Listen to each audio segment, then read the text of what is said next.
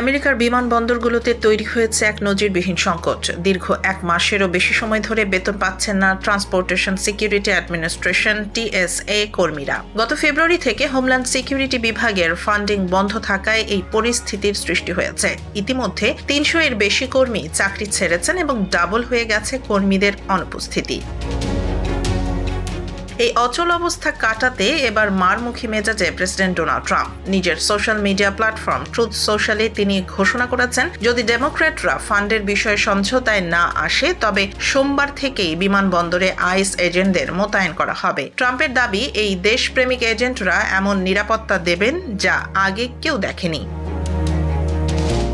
অন্যদিকে ডেমোক্র্যাটরা আইসের সংস্কার ছাড়া এই ফান্ডিং বিলে সই করতে নারাজ। বিশেষ করে মিনেসোটায় সম্প্রতি আইস এজেন্টদের হাতে 2 বিক্ষোভকারী নিহতের ঘটনায় ক্ষোভ আরও বেড়েছে। তারা দাবি করছেন এজেন্টদের ফেস মাস্ক পরা বন্ধ করতে হবে এবং পরিচয়পত্র ও ওয়ারেন্ট পাওয়ার নিয়ম আরও কঠোর করতে হবে।